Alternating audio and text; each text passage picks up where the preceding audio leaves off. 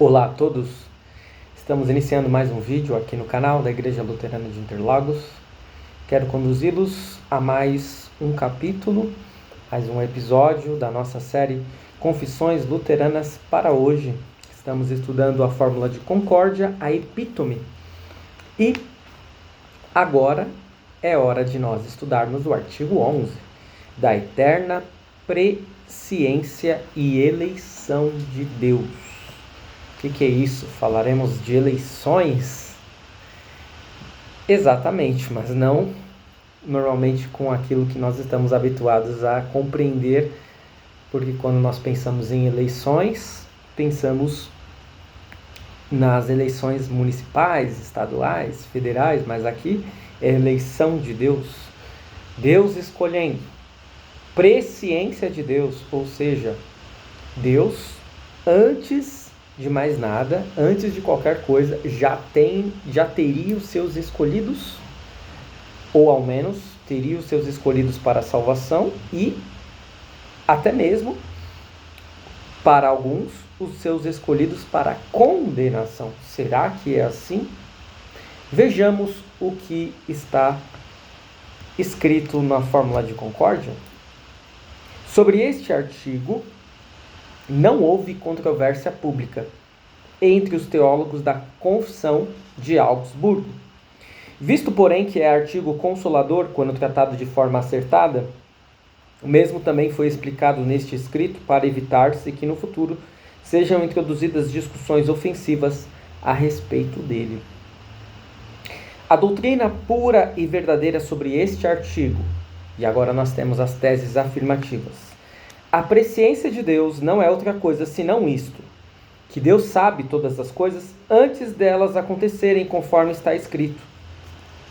Essa presciência abrange igualmente os bons e os maus, não sendo, porém, causa do mal nem do pecado, causa que leve alguém à prática do mal. Ou seja, não é porque Deus sabe tudo o que vai acontecer que o fato dele saber o que vai acontecer seja a causa daquilo acontecer.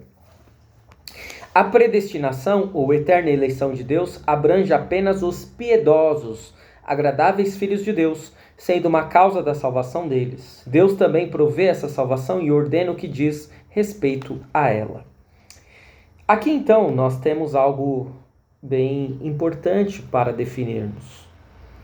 Nós, como cristãos que procuram seguir as Sagradas Escrituras, e que temos, querendo ou não, uma interpretação luterana das Escrituras, nós acreditamos na presciência de Deus, ou na predestinação. Mas, tome cuidado, nós não cremos na dupla predestinação, nós cremos na predestinação, ou seja, que Deus, Ele escolhe que todos sejam salvos. Mas nem todos são salvos. E aí? Vamos dar sequência aqui no texto? E se ele não nos responder, eu retomo essa questão. Não se deve procurar descobrir essa predestinação divina no secreto conselho de Deus, mas cumpre buscá-la na palavra onde foi revelada. A palavra de Deus, no entanto, nos conduz a Cristo, que é o livro da vida. Esse Cristo chama a si todos os pecadores e lhes promete alívio. Seriamente quer que todos venham a Ele e permitam que se lhes ajude. Por isso não devemos emitir parecer sobre essa nossa eleição para a vida eterna, nem com base na razão, nem com base na lei de Deus.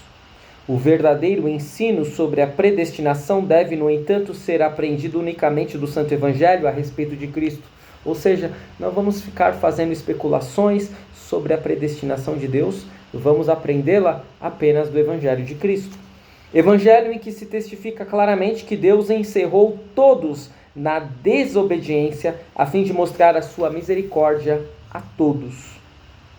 As palavras muitos são chamados, mas poucos escolhidos, não significam que Deus não quer salvar a todos. A causa da condenação dos ímpios é que de modo nenhum ouvem a palavra de Deus, mas de forma obstinada a desprezam, endurecem ouvidos e coração e assim bloqueiam o caminho normal do Espírito Santo.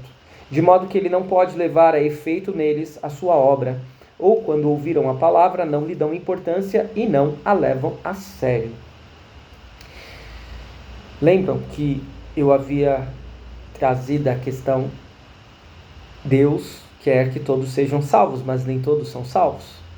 Ora, se alguém é salvo pela graça de Deus, pelo poder de Deus, pelo milagre que é a fé. E se alguém é condenado, foi porque Deus quis assim? Foi porque Deus condenou essa pessoa de antemão antes que ela tivesse qualquer chance? Não. Foi porque ela negou o Evangelho, negou a salvação e não recebeu perdão. E o cristão, seguindo o texto, deve ocupar-se com o artigo da eleição eterna na medida em que lhe foi revelado na palavra de Deus. E essa palavra nos propõe Cristo como o livro da vida, livro que ele nos abre e revela pela pregação do Santo Evangelho, conforme está escrito: e aos que predestinou, a esses também chamou. Além disso, devemos empenhar-nos ao máximo para viver de acordo com a vontade de Deus e, como admoesta São Pedro, confirmar a nossa vocação. E aí, se nós tivermos as teses afirmativas, temos também as teses negativas. Rejeitamos os erros que seguem. Quando se ensina que Deus não quer que todos se arrependam e creiam no Evangelho. Deus quer que todos se arrependam e que creiam no Evangelho, por isso rejeitamos isso. Também que Deus, quando nos chama a si, não quer seriamente que todos venham a Ele. Óbvio que não. Deus quer que todos venham a Ele. Que Deus não quer que todos sejam salvos. Óbvio que não. Que não é apenas a misericórdia de Deus e o santíssimo mérito de Cristo, mas que também há em nós uma causa de eleição de Deus. O que este artigo, 11º artigo da Confissão da Fórmula de Concórdia, está querendo nos trazer? Aquela batalha com um outro reformador, com uma outra doutrina conhecida como dupla predestinação, que normalmente está atrelada ao calvinismo, às igrejas reformadas. Nós não podemos coadunar com esta ideia. Não porque nós não queremos ou porque queremos ser inimigos de calvinistas, nada disso. Mas porque não é bíblico. Simples assim. E nós podemos trazer 2 textos que vão nesse sentido. Deus amou ao mundo de tal maneira que deu seu único filho para que todo aquele que nele crer não morra, mas tenha a vida eterna. Este é o conhecido texto de João 3,16 e também aquele texto da grande comissão, Mateus 28, final, no último capítulo de Mateus, onde nós lemos: ide por todo o mundo, pregai o Evangelho, batizando-os em nome do Pai, do Filho e do Espírito Santo. O intuito de Deus, o propósito de Deus, a vontade de Deus é que todos, sem distinção, sejam salvos. Mas nem todos serão salvos. Não porque Deus não queira, mas porque as próprias pessoas vão rejeitar a salvação. Por isso nós cremos na presciência de Deus, nós cremos na eleição de Deus, mas nós não cremos na dupla predestinação. Trazendo esse assunto para os dias atuais, talvez a gente não observe uma aplicação imediata deste artigo na nossa vida diária, no cotidiano, mas é óbvio que essas discussões acerca de destino, de opção, de escolha, elas volta e meia acabam retornando. Seja diante de uma reflexão acerca da fé, com pessoas cristãs, com pessoas de outras denominações cristãs, ou até mesmo de outras denominações religiosas. Há muitas pessoas que querem saber o futuro. Há muitas pessoas que apelam para o esoterismo, apelam para o zodíaco, apelam para tantas coisas. Basta a gente andar nas ruas e perceber, às vezes até mesmo afixadas em postes, existem publicidades com promessas de desvendamento de futuro. E como alguém pode desvendar o futuro? Porque o futuro já estaria escrito. Você crê assim? Que o futuro já está escrito? Se o futuro já está escrito, você não tem escolha, eu não tenho escolha. Nós só temos um caminho a seguir. É um assunto bem complexo, mas no campo da salvação não é assim. Porque Deus deseja o arrependimento. Deus deseja que pessoas que não estão em seu caminho possam ir ao seu caminho, possam ir ao seu encontro, possam receber o perdão e serem salvas.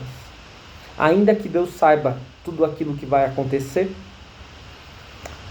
nem tudo que vai acontecer, ou nada que vai acontecer, é destino.